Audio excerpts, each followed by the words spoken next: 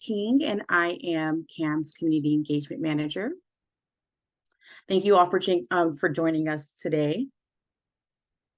Excuse me.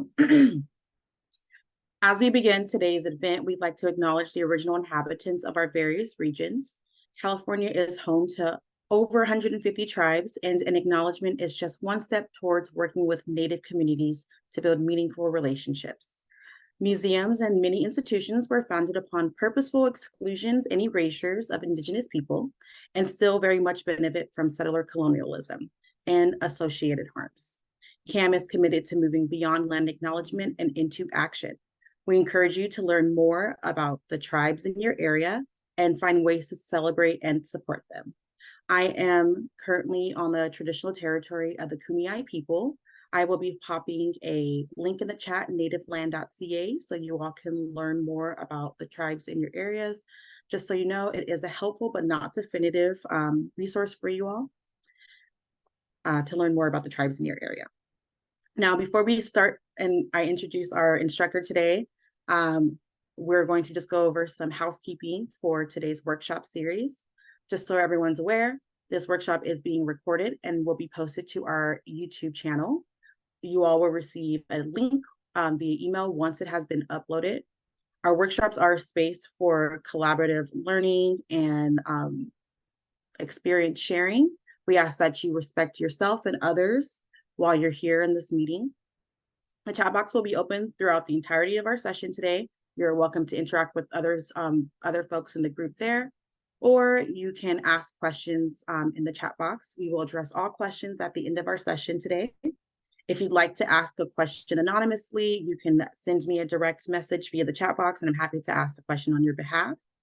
If you have any technical issues at all, you can either send me a chat through the chat box, or you can send me an email. My email is engagement@calmuseums.org. I will pop that in the chat for you all as well. With that, I'd like to step aside and allow our instructor, Jessica Denise Dixon, to take over. Jessica, the floor is yours. Awesome. Hi, everyone. Welcome back. I hope that everyone is doing well and trying to stay dry. Monday, we had that big rainstorm in San Diego, and I was stuck outside for a few hours. So it was a little bit wild. It was a little bit wild way to start the week, not gonna lie. But thankfully I got home and was able to shower and dry off, and yeah, but it's just been an interesting week. So I hope that you all are staying dry. A few things about me: my pronouns are she, her, hers. I also am in San Diego on the land of the Kumeyaay Nation, and I'm excited to be here with you to talk about communication. And I want to start by saying that there's not really like a magical solution to the communication problems within your organization or within your life interpersonally. So if you are looking for a quick fix or a magical solution, I want you to consider whether that comes from a white supremacist paradigm that values urgency and reduces us to our productivity. Because maybe there isn't a quick fix for anything. Maybe there's slowly changing over time. Just something to think about. Effective communication is ultimately about how we relate to one another. Are we relating to one another accurately? Are we connecting with one another? Do we see difficulties in communication as something to work through, or as a sign that something is wrong with either ourselves or the other person? These are important questions that will impact how we communicate and the ways that we show up within our communication. So that includes, what we say, what we withhold, what we avoid, and the things that might trigger certain emotions. So when we're talking about communication, our self-awareness is very foundational. Because the point is never to fix ourselves or to fix someone else, because we're not broken just because we're having communication problems. But there might be some things that are cultural or personal that we can work toward bridging the gap so that we communicate better with another. So, we're going to ask ourselves the question, like, do I know how I come across to others? Part of what we're dealing with all the time in our worlds is how I perceive myself and whether that's accurate or not. Um, how others perceive me and whether that's accurate. I often find that the more power or privilege someone has, the more blind spots they have around the way that they show up and the way that others are relating to them. And so, no matter what your position is, what your privilege is, this will be an important thing for us to think about throughout the workshop. And we have so many exciting things to cover. So, I'm going to dive in. Let's go. I'm so excited. We're going to start talking about cultural humility.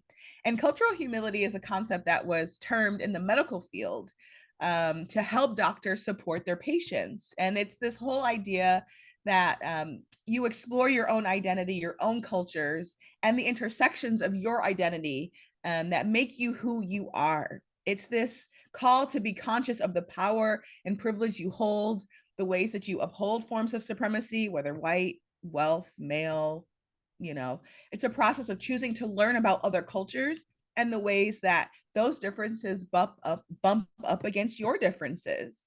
Edward T. Hall did a lot in the realm of culture and reminds us that until we have validated another culture, we cannot validate our own. So much of supremacy cultures come from the distinct invalidation of another culture. And that's not the way forward. So, culture is important because it's the lens through which we see ourselves and the world.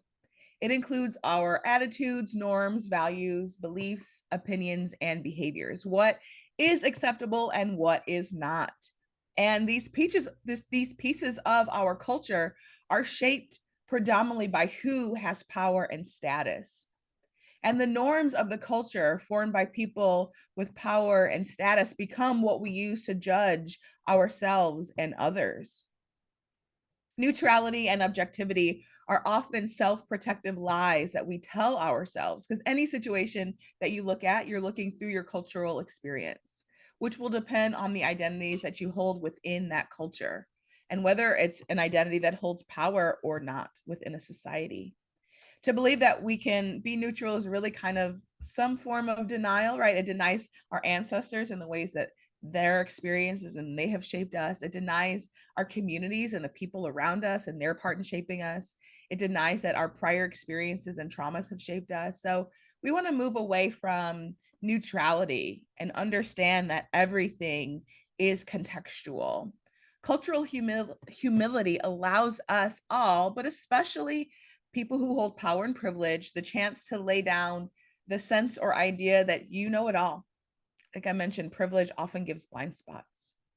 So cultural humility gives us a chance to acknowledge that you know what you do know, that there are things that you have expertise in, but that does not mean that you know everything. Even experts are always learning and cultivating knowledge within their fields. And so you might know a lot, you might know enough to be an expert, but cultural humility says, oh, I know enough to know I don't know everything, right?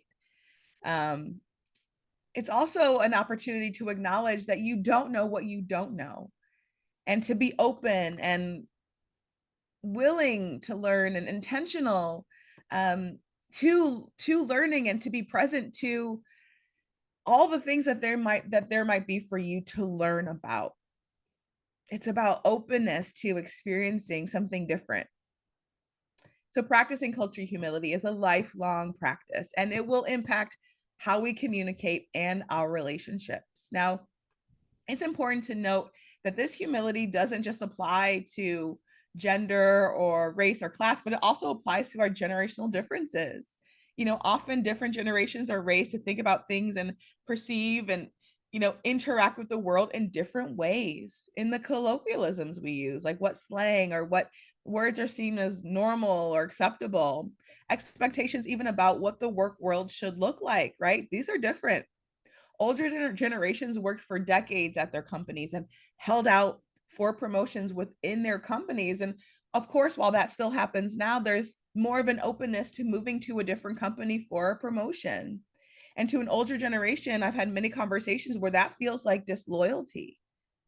These days, also, Often going to another company means that people relate to your expertise differently rather than the person who used to work in the mailroom kind of thing, right? And there's often a pay increase. But these ideas are generational. This also includes ideas about like laziness within the workplace. A big conversation right now is that jobs that were remote for maybe a short time during the height of the pandemic are returning back to the office, and even some positions that were advertised and created as remote positions are like, well, you got to move into an office space. And some people think, people who like remote work are lazy. A big narrative about, returning to the office is often impacted by class, race, generation, and that kind of thing. So these little things are important. Any culture specific beliefs and ideals will cause communication issues with someone from another culture because our cultural ideals are subconscious, meaning that they're unspoken, meaning that they're just the way things are, meaning it is hard to fathom how someone else got to their own, the way things are. How could they draw that conclusion that's so different from mine? Because when we internalize that our way is the right way. So it's easy to judge them as different, as too complicated, as too whatever our judgment is, backwards, outdated, antiquated, to whatever, right? So part of the practice of cultural humility is to get curious about the norms, ideals, and judgments that you hold and to intentionally examine where they come from. I say that curiosity triumphs over judgment. Judgment is important. It is what we do all the time to keep ourselves safe. And we have an opportunity always to examine whether we are accurately judging by practicing cultural humility, or we're just going off our internalized bias that comes from the ways that we've been socialized into a culture. Now, we all have biases. Bias is something that we lean in favor of or against, and they occur consciously. Sometimes, like, we're very clear what our bias is, and subconsciously, which means that we don't always have words for it. And they come through our conditioning, through our socialization, right? But the difference is we don't all have the positional or societal power through privilege to enact our biases into systems or into processes that oppress people or create barriers for them. So some questions for you that I'm going to, of course, put them in the chat. Give me 2 seconds. I'll read them out as well. So the questions for you: what formal and informal processes do you have to institutionalize the practice of cultural humility? If none, what would be supportive to your organization? And then the second question is just, what are the biases that you have and that your leadership has, like your leadership team has, that are patterning your culture the most? So it would be hard for me to talk about communication in this centering equity training without talking about whiteness. Now, whiteness is a few things. It's a construct, it's an identity, it's a location, it's a culture, and it is a system. And I want to talk about some cultural aspects of whiteness that have become institutionalized and created systemic norms. Because these are just a few that I think really impact our communication. All right. One is niceness. Now, niceness is about being pleasant and pleasing to people in power. We don't talk about that. Watch your tone. Why aren't you smiling? Niceness plays out in having a light tone of voice, in eye contact, and whether to give it to someone or not, depending on who the person is, in smiling, in flattery and compliments, in making polite points of connection, in general ideals about friendliness. And really, where'd you get your ideas of what is friendly or not? On civility. Niceness focuses on good intentions, on not making anyone uncomfortable, and on orderliness. It really is this kind of forced denial. To present ourselves as nice, we have to abandon some level of truth and authenticity. People who aren't nice enough may be put on the outskirts of a group or be altogether rejected. Another cultural aspect that I often teach in tandem with one another are aversion to conflict and the right to comfort. If you're socialized into a culture that says conflict should be avoided at all costs, and if there is a conflict, if you hold privilege, you should be shielded from it because conflict is a form of discomfort. This is going to have a big impact on your communication. And your work will be to increase your capacity to be with uncomfortable things. And this also means distinguishing between uncomfortable and unsafe. Conditioning into white culture has conditioned many white-bodied people and people with power to experience discomfort and a lack of safety as the same thing. But discomfort does not mean we're actually unsafe. But it's up to us to check in with ourselves and create that distinction. Our sense of whether we are safe or not guides most of how we show up in the world, even if on an unconscious level. If we don't know the difference between being uncomfortable and actual threats to our safety, we're going to be triggered by some things. And when we're triggered by some things, it's likely that we're going to take it out on someone else. So a few things we might be triggered by if we don't have this distinction of discomfort versus unsafe. One is different ideas, because things that might be innovative might challenge some way of the organization and how it functions, or it might challenge the way that you see yourself and your leadership at a core level. And the nervous system wants to maintain status quo rather than face that discomfort.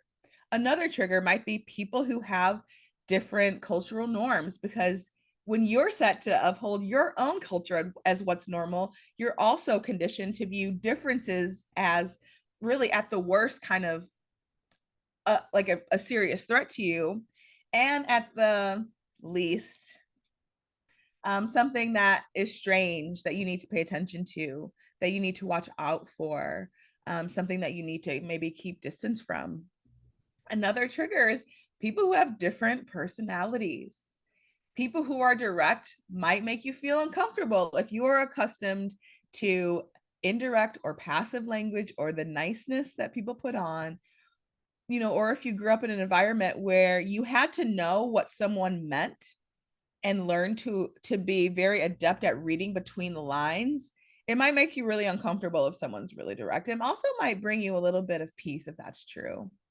But I think that, it's important to really check, does this person just have a different perspective than me, right? If you're the kind of person who needs to explore all the options, who needs to poke holes in things to make sure, yes, this is going to hold, it's going to hold up amongst scrutiny, then that could feel like a threat to someone who doesn't like to hear feedback or has a bravado that nothing that they can do will fail anyway. We're most likely to feel the most comfortable with our own cultural norms. But even if we're not white, it might feel safest for us to uphold white professionalism culture. So even for people who aren't white, it might feel like a threat when another person of color or non-male behaves out of line with these norms, because non-white people and non-males are grouped and othered. And we know if one person like us does something, then often there will be punishment and retribution for the rest of us. So part of effective communications means that we have to put on a pause and we have to check in with ourselves. When new ideas come in, when there's feedback that you don't love, when the status quo is being challenged, when there's tension within a conversation, do you distinguish between being unsafe and uncomfortable? Now, another potential communication issue that comes from whiteness is the unwritten or unspoken rules of a place. These are things that often, if you come from an affluent white lifestyle, go without saying. But one of the things that we have to remember is anything that goes without saying was actually taught at some point. It was communicated in some way at some point, even if now it goes without saying. That just means that we have internalized it, which also means that people who don't have that vantage point of privilege, they don't necessarily have access to these unspoken things, but still might be expected to perform them. So, whatever this unspoken rule is, other people are often expected to perform them, or they're seen as, again, outsiders. So, we have to look and see, like, in our communication expectations, are we creating outsiders? When I was in higher ed, someone asked me a question about a scholarship contest. And they said, can we hold students accountable for poor grammar, um, even if it's not explicitly written as an expectation? And the answer is no. That would be inappropriate. It would privilege people who know those invisible rules over those who don't. And the only reason that people who don't know those rules is because of a cultural difference, not because they're less qualified, not because of some morality thing where knowing the invisible rules makes you good and not knowing makes you bad. No. So we don't punish people for cultural differences. This is where we see like in groups and out groups.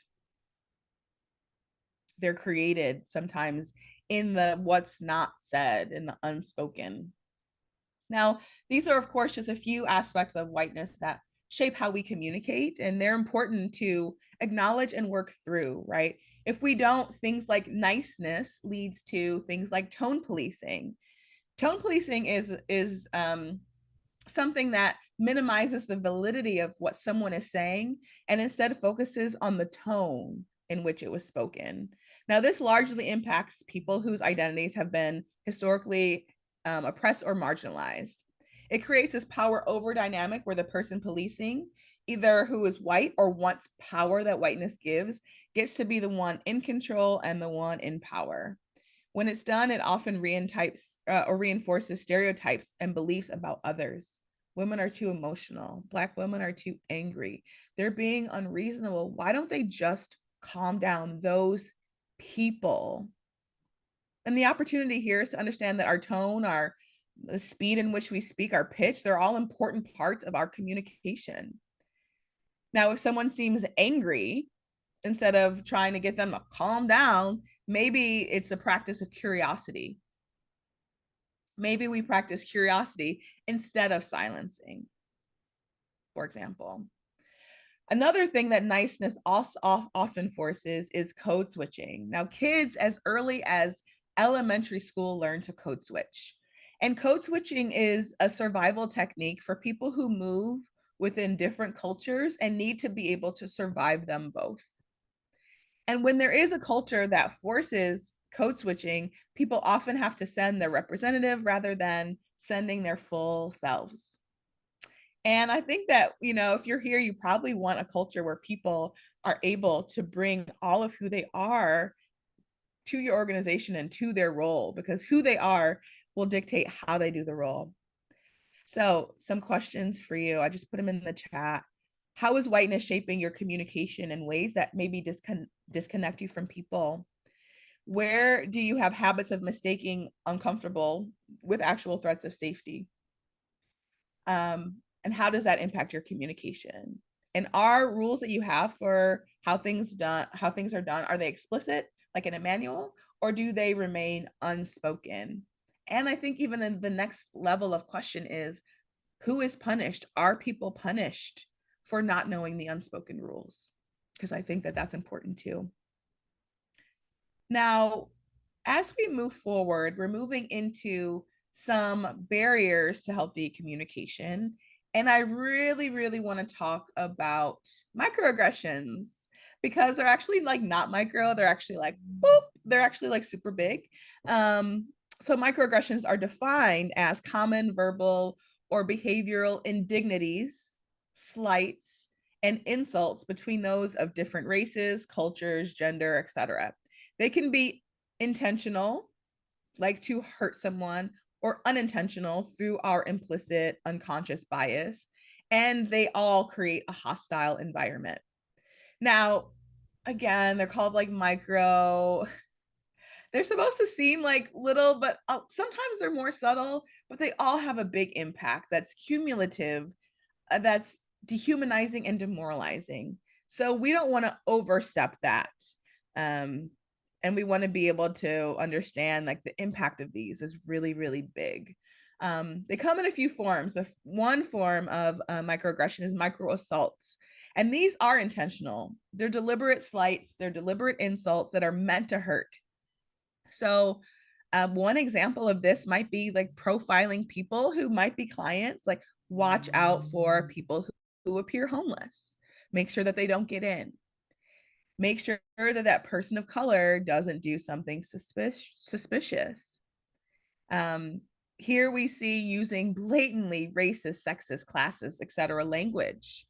And often these things are just kind of what's seen as normal, or people play them off like they're a joke, but it's really just not funny.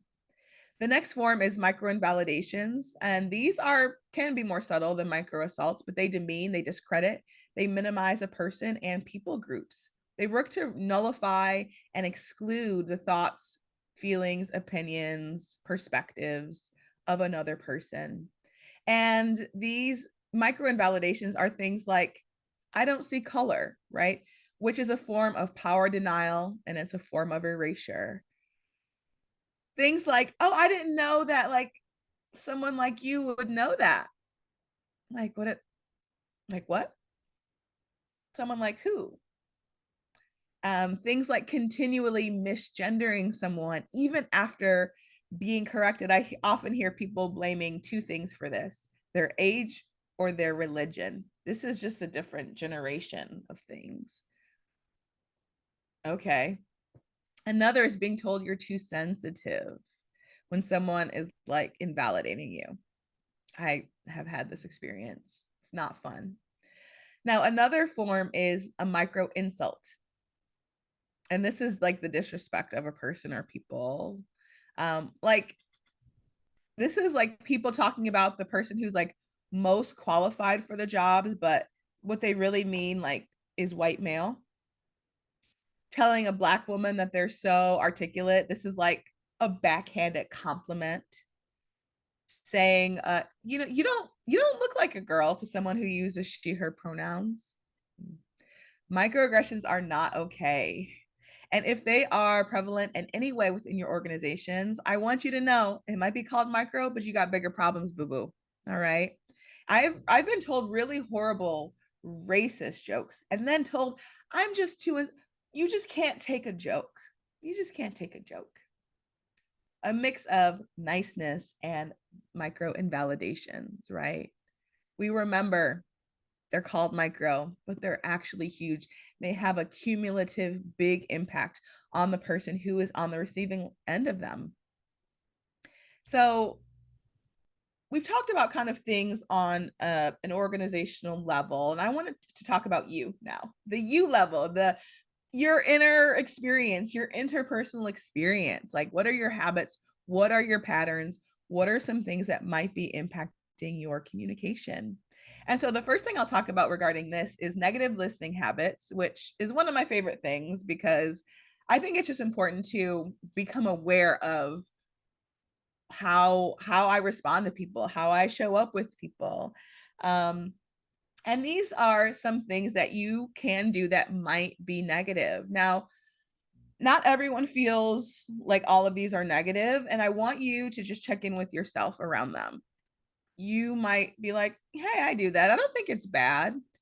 But I want you to ask yourself whether it's a blind spot for you or not. Maybe people haven't shared that this way that you show up feels invalidating to them because you're just going to invalidate them.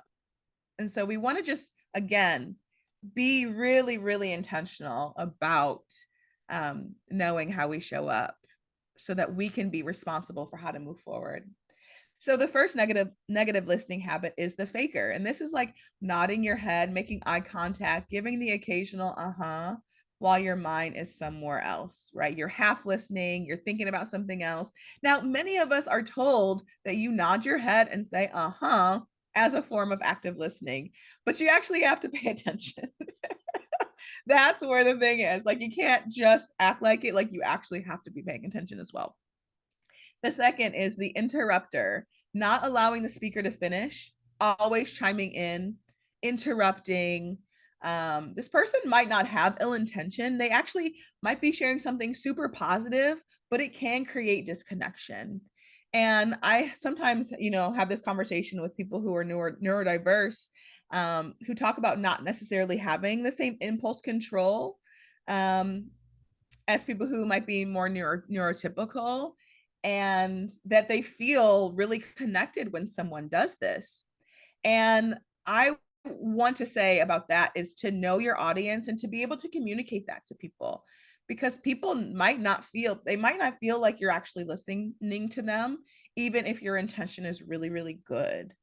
And so often I find that sharing that ahead of time really often creates space for more grace and connection to be present. Like, if I know that this is the one of the ways that you are with when you communicate, then I can be like, oh, okay, they're not trying to talk over me. They're not trying to um, interrupt me because they don't care about what I'm saying, but to really build connection with what I'm saying. So I think it's just good to really think about, know your audience and just see what might be something that supports you. The next is the happy hooker. And so this person, they listen only enough to find something to hook onto, to grab onto, so they can take control over the relationship, or I'm sorry, over the conversation, sometimes a relationship, and bring the focus back to themselves. Now, the advice giver listens only for the next in. They're like listening, like, what might I be able to share, right?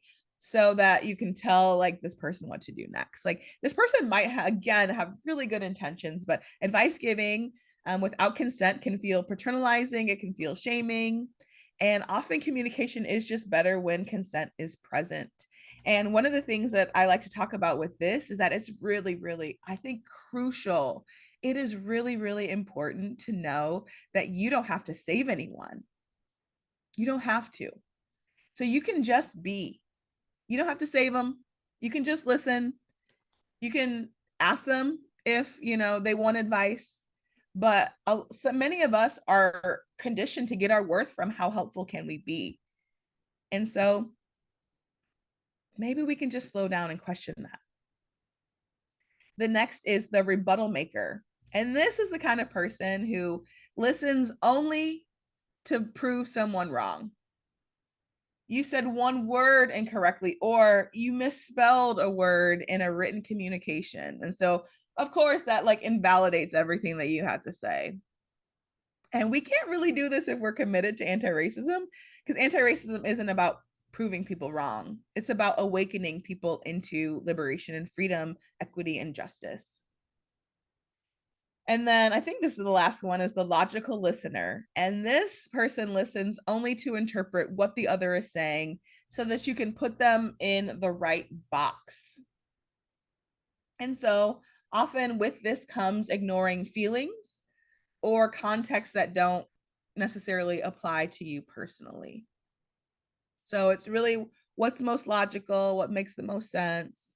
Feelings don't always make sense, so they're not always going to be included, that kind of thing. So I have some questions for you that I'm going to put into the chat about this. Have you noticed microaggressions present within your space? Who are they generally aimed toward, and what is the impact of that? Both on the group, but also on the individual.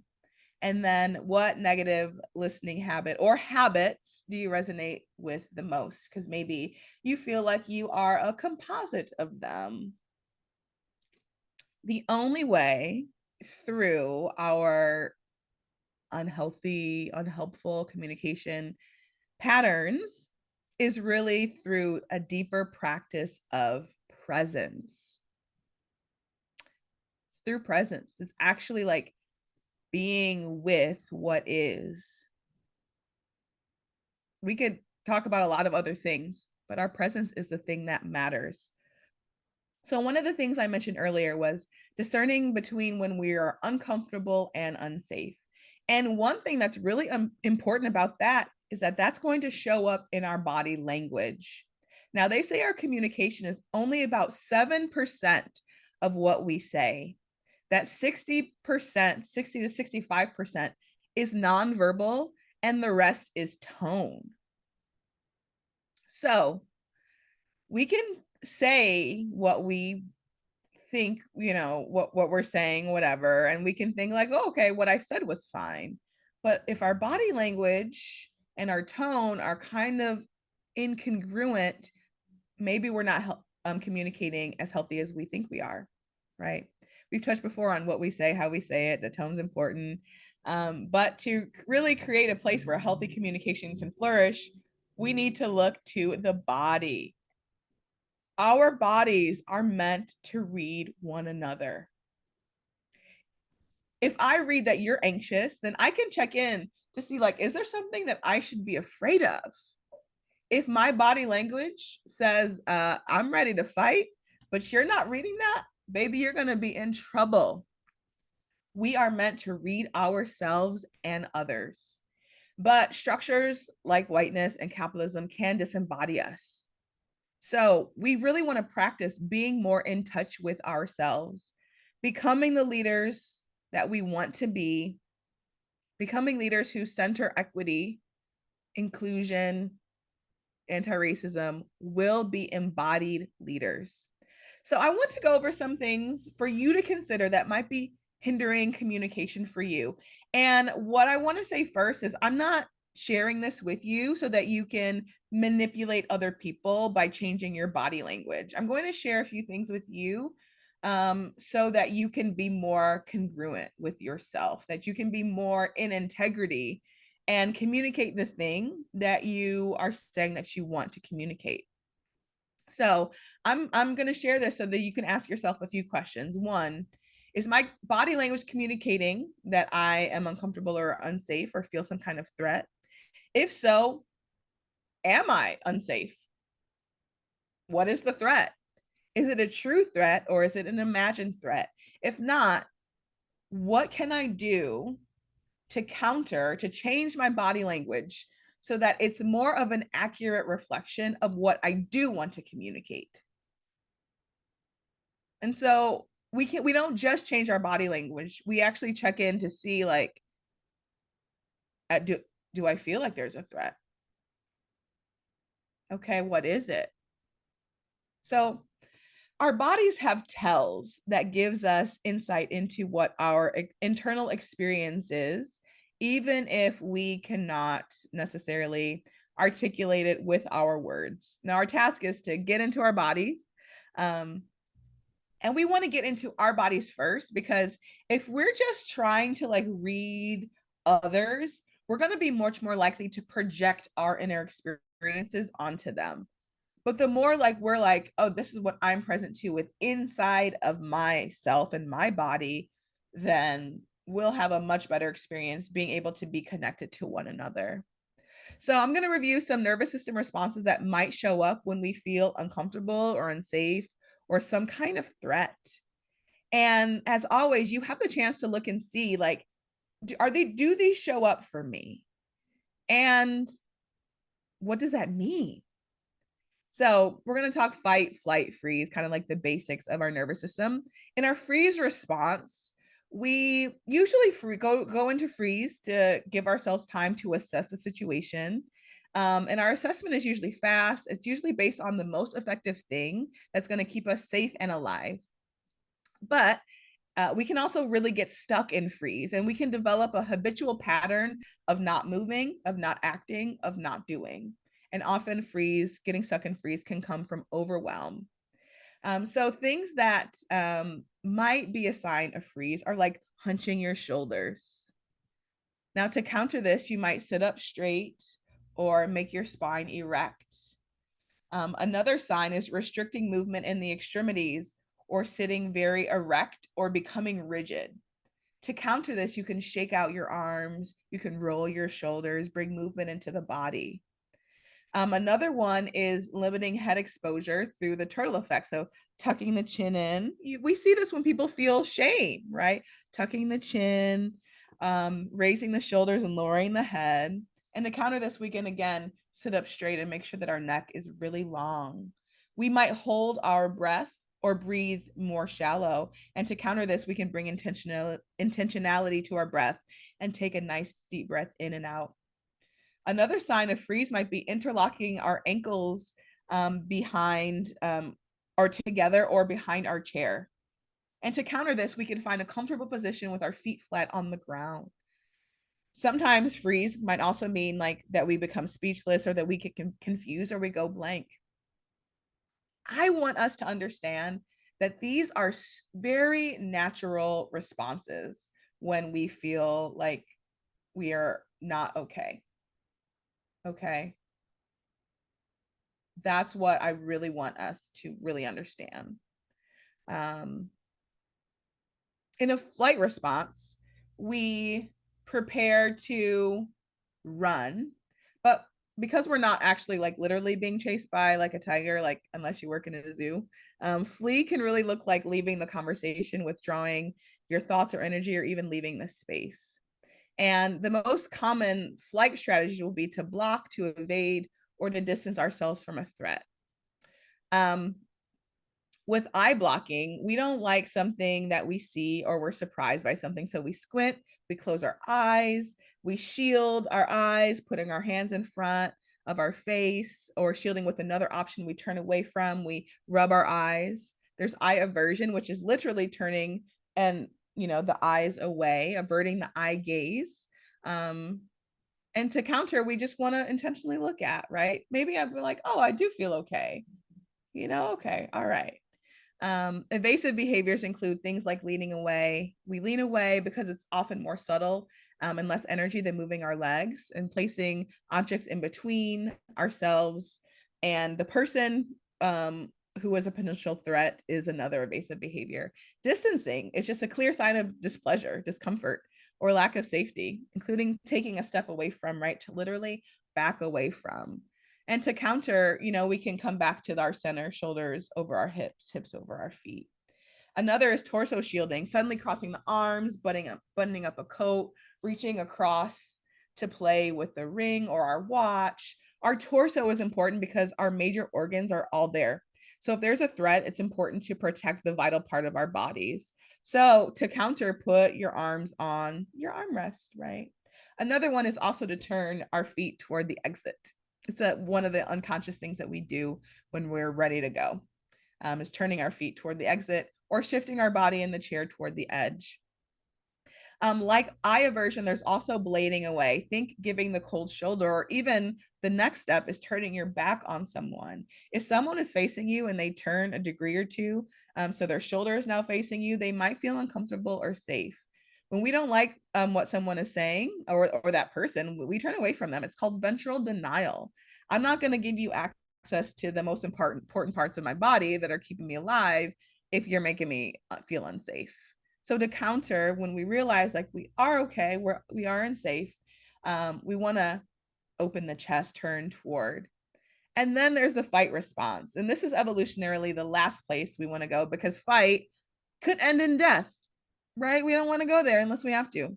But, again, we're not physically fighting these days as much. Maybe you are. But I notice often the most fight patterns with people who are in power. And I also notice that people in power mistake healthy pushback on something for a fight response. So the more power you have within this organization, within your organization, or within a society, the more privilege you have to be especially careful about increasing your self-awareness. Because I've said this a few times, there are so many blind spots that come with power. The brain changes, the way that you internalize what you internalize about the world changes. And so if you're not paying attention to that, you can easily do a lot of harm, not even realizing it. But fight responses, arguing, needlessly playing devil's advocate, minimizing, invalidating, dismissing, intellectualizing, philosophizing. Fight these days shows up in a lot of verbal arguments, in insults, in ad hominem phrases, counter allegations, in the denigration of professional stature, um, goading, sarcasm. In the body, it can show up in squints or side eyes. Now, to counter that, we can like blink hard or, quickly for a few seconds to kind of recenter ourselves. There might be heavy chest heaving or panting, to counter again, check your breathing. There might be puffing out the chest, to make ourselves look bigger, to intimidate. To counter this, we want to roll our shoulders and maybe sit back in the chair.